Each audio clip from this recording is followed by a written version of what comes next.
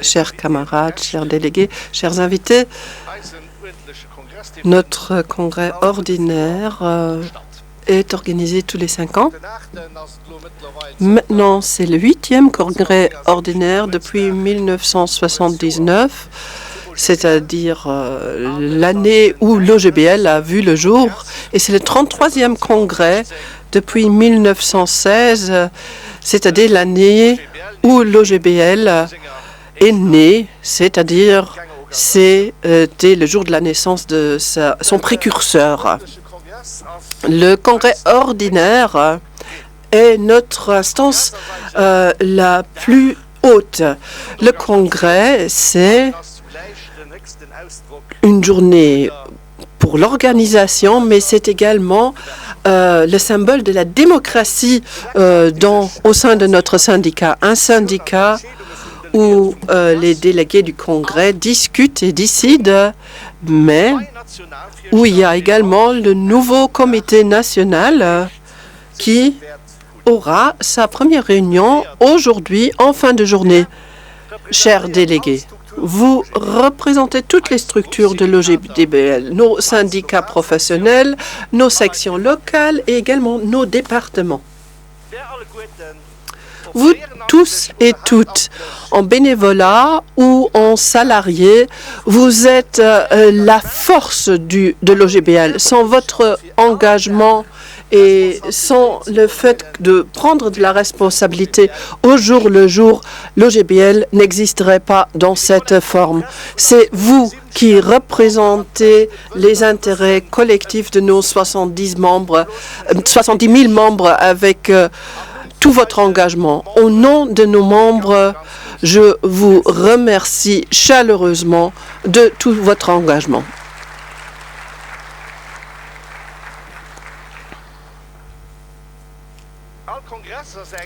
Tout congrès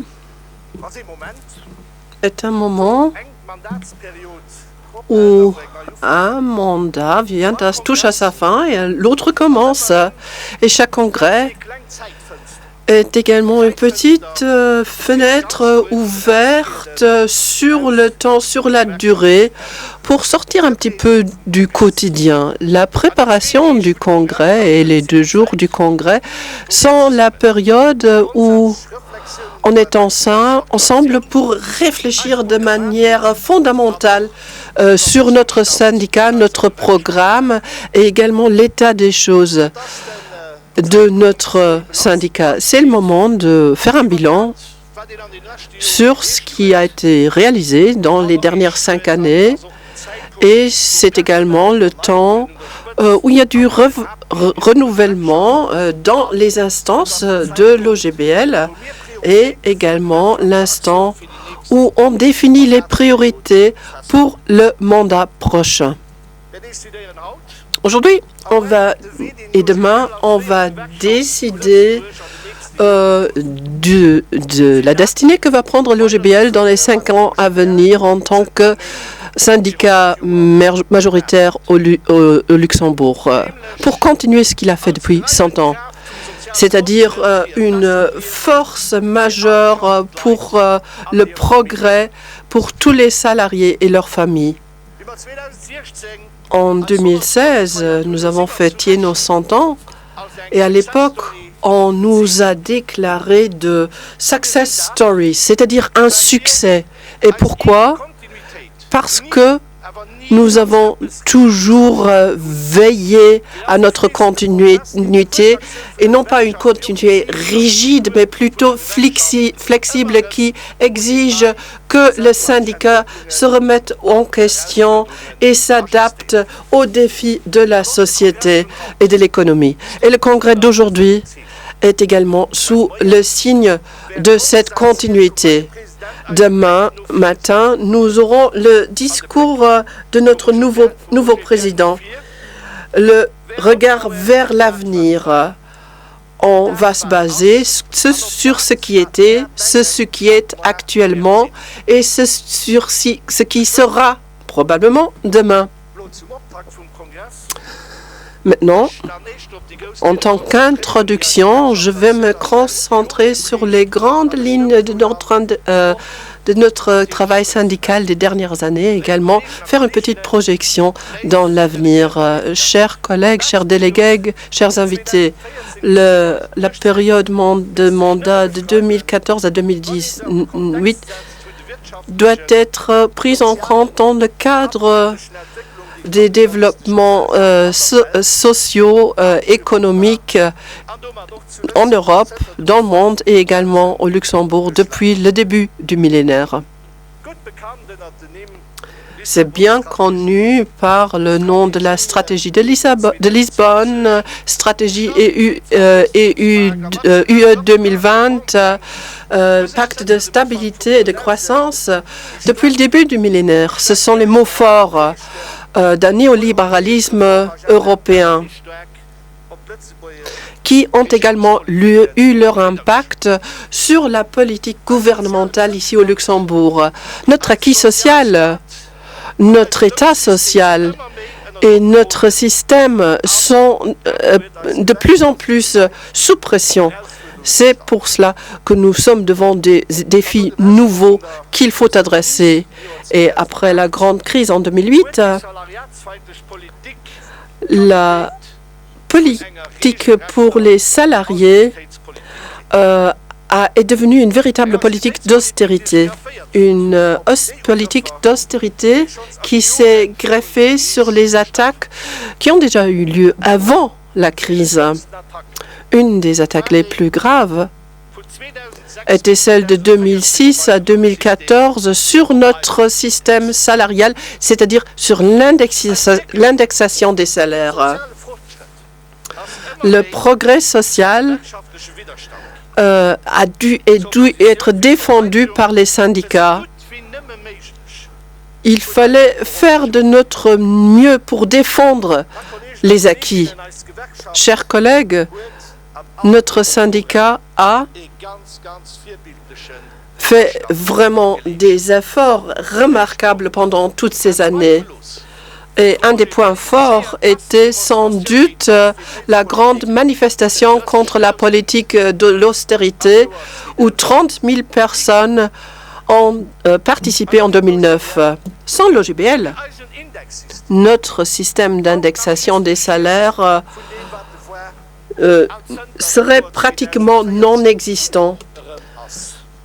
Et maintenant, depuis 2014, il a revécu. Il n'y a plus eu de progrès social pendant cette période. Il y a une grande exception près, une exception historique. Et je vois Jean-Claude qui me regarde, c'est-à-dire le fait qu'on a réussi à inaugurer le statut unique. C'est grâce à l'OGBL que nous avons réussi cela. Toute notre énergie a été mise pour éviter des problèmes, de nouveaux problèmes. Lors de la pension en 2012, notre système de pension est devenu pire. La masse salariale a diminué et la période de mandat qui touche à sa fin était jusqu'en 2015 imprégnée par une politique d'austérité. Souvenez-vous, le fait qu'on était opposé en tant que syndicat représentatif national contre le paquet d'austérité du nouveau gouvernement qui aurait de nouveau réduit le pouvoir d'achat des ménages. Ce paquet d'austérité était superflu parce que déjà à l'époque, la situation des finances publiques et l'essor économique avait ôté toute légitimité à une politique d'austérité. Pour l'OGBL, ces nouvelles donnes économiques et financières étaient telles qu'on pouvait changer de cap. Nous avons également résisté et nous avons réinventé notre initiative syndicale. Nous avons, grâce à notre opposition, évité ce programme d'austérité et posé de nouveaux jalons. Et puis, nous avons également une politique de tarifs offensive pour justement éviter une stagnation de la progression salariale et pour avoir une augmentation réelle des salaires. Nous avons réussi à intégrer cela dans pas mal de conventions collectives. En 2015, l'OGBL a demandé une augmentation du salaire minimum social. Et prioritairement, nous avons également demandé une amélioration du pouvoir d'achat. Lors de la politique d'austérité, le pouvoir d'achat avait diminué et on a demandé maintenant que cela soit réaménagé. On a en 2015, le nouveau monde de travail est devenu également est rentré au centre. Et cette résistance de la part du patronat et notre offensive pour un meilleur travail et une meilleure qualité de vie se sont rejoints. Lorsqu'on a parlé du temps de travail et de l'organisation du temps de travail, le patronat a demandé une flexibilisation et nous n'avons pas réagi, nous les avons fait échouer et en même temps, on a réussi à avoir des améliorations au plan du droit de travail. Et on a réussi à intégrer une 6e semaine de congé. Et j'en reviendrai cet après-midi. Chers camarades, chers invités, chers délégués, ce mélange entre plusieurs éléments, à savoir la résistance syndicale contre des éléments qui vont à l'encontre des intérêts des salariés et des pensionnés, et d'autre part une offensive pour faire avancer la société, se retrouve tout au long de la dernière mandature, et cela n'a pas changé. Peut-être que le meilleur exemple serait le conflit actuel avec l'UEL, l'organisation patronale, qui non seulement remet en question nos droits de négociation nationaux, mais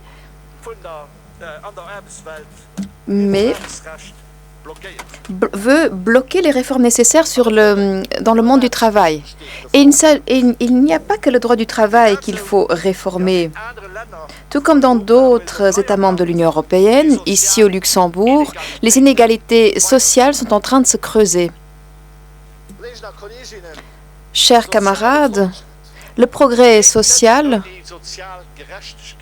doit toujours s'accompagner de la justice sociale. La justice sociale ne peut se faire sans une répartition juste des richesses créées dans le monde, en Europe et au Luxembourg. La répartition est devenue de plus en plus injuste. L'écart s'est creusé ces dernières années. Pour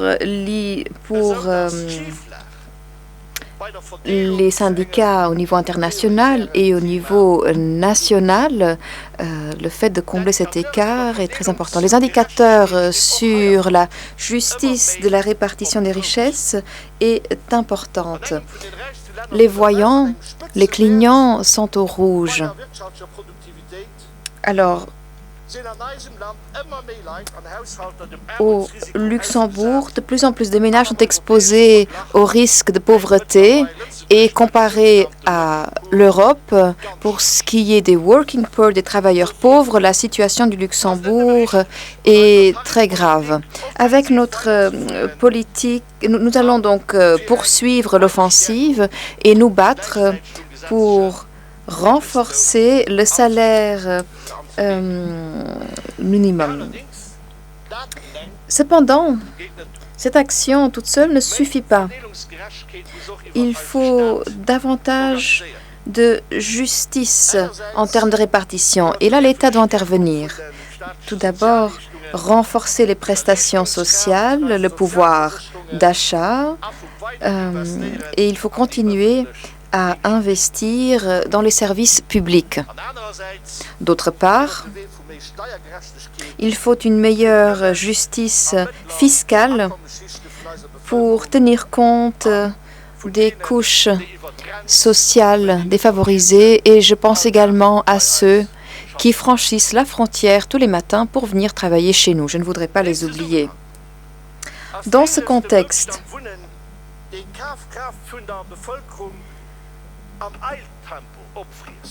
le pouvoir d'achat est en train d'être rogné et il faut mener une politique forte contre la spéculation foncière et immobilière pour créer des logements sociaux. Donc une plus grande justice en matière de répartition de richesses et renforcer également les services publics. Ce sont les préconditions pour pouvoir étendre et renforcer la démocratie dans nos sociétés. Il s'agit là des prérequis pour garantir la cohésion sociale. Ce dont nous n'avons plus besoin, c'est une politique en Europe qui, ces 20 dernières années, a creusé les inégalités et ainsi a mis à mal la cohésion sociale. Ces politiques ont été un terreau fertile pour l'émergence de nationalisme en Europe, pour la prolifération de partis et de mouvements réactionnaires qui sont un vrai poison pour le développement démocratique économique. Les crises qu'a traversées la construction européenne depuis de nombreuses années exigent une évolution des mentalités. Nous avons besoin d'une Union européenne qui fonctionne et qui soit à même de trouver un consensus large auprès de la population. Nous avons besoin d'une Union européenne qui ne place pas le développement social après le développement économique. Le socle des droits sociaux est un petit embryon qui est une petite plante, une petite pousse qui a besoin maintenant d'être arrosée pour pouvoir s'épanouir. Nous avons besoin de davantage d'investissements pour renforcer l'État providentielle et sociale. Nous avons besoin d'une Union européenne qui respecte les libertés syndicales. Et respecter ces libertés syndicales, ça signifie qu'il faut respecter les droits à négocier, les droits de co-gestion, de codétermination, pour pouvoir s'adapter aux nouvelles évolutions sur le marché du travail, pour tenir compte également des défis de la société. Il s'agit là de la mission démocratique de l'Union européenne et des États membres. Chers camarades, chers délégués, chers invités,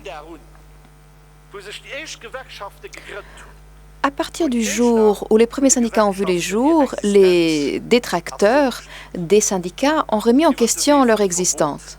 Alors, des tentatives d'interdiction, des atteintes à leur liberté, à leurs droits, ou via un travail de lobbying et de communication. Alors, souvent,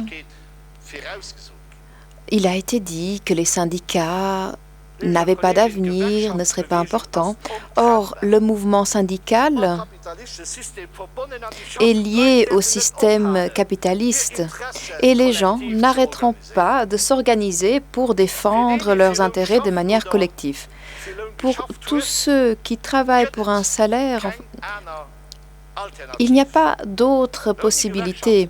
Sans mouvement syndical, le progrès social ne peut être garanti et poursuivi. Et ceux qui déclarent que les syndicats n'ont plus de pertinence, ne sont plus importants ni pour la société ni dans les entreprises, ne sont pas au service de la société. Au contraire, ils la desservent. Le modèle luxembourgeois, qui repose sur la reconnaissance du travail des syndicats, a permis la paix sociale au Luxembourg, l'attractivité du pays. Mais je pourrais également citer les défis qui nous attendent. La lutte contre les nationalismes, la lutte contre le racisme, les discriminations, le populisme, le fascisme, qui attaquent les droits de l'homme et les libertés. Et là, le mouvement syndical a joué un rôle clé dans une perspective historique et le mouvement syndical doit continuer à jouer cette fonction, à jouer ce rôle et il le fera.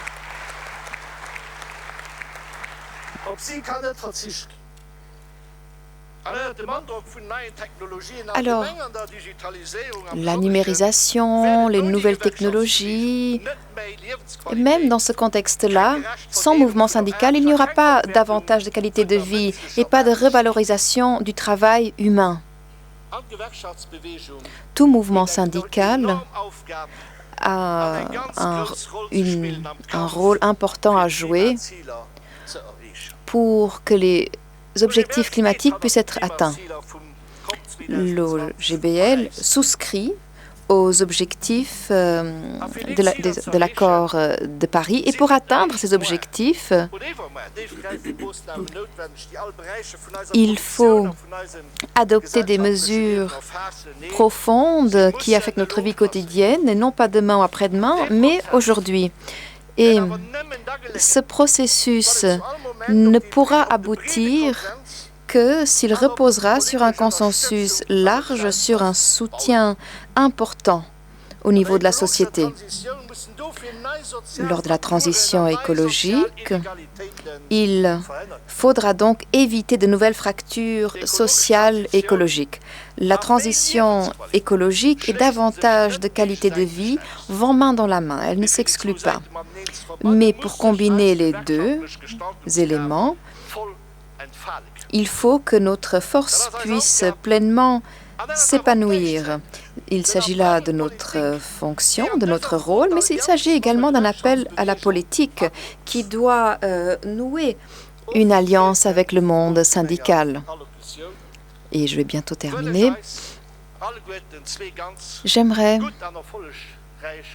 vous et nous souhaiter 2 journées de congrès fructueuses. Je sais que vous êtes bien préparés à ce congrès et vous allez nous permettre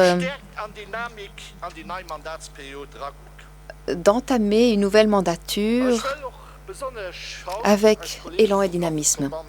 Et je tiens à saluer nos collègues du Landesverband qui sont des invités à l'heure actuelle, mais plus pendant longtemps. Car, chers camarades, si vous faites ce qu'ont fait les camarades du Landesverband le 2 décembre dernier, à savoir, ils ont donné le feu vert donc, aux 2 syndicats. Une décision très importante pour avoir davantage de poids ensemble. Je suis certain que cet après-midi, nous allons adopter la même décision. Et d'ores et déjà, je tiens à remercier tous ceux qui, depuis des années, œuvrent en faveur de cet accord. Et dans ma dernière allocution en ma qualité de président, je tiens à vous remercier infiniment pour votre soutien extraordinaire et pour votre coopération tout au long de ces dernières années. Celui qui exerce la fonction de président de l'OGBL sait très bien que l'on n'est rien, que l'on ne saurait rien faire sans l'engagement, sans le travail solidaire de tous les membres du personnel, qu'ils soient salariés ou bénévoles. Merci beaucoup. Merci de m'avoir donné la possibilité d'avoir pu servir l'OGBL. C'était un grand honneur pour moi et je vous remercie infiniment de m'avoir fait cet honneur. Vive l'OGBL et vive le 8e congrès.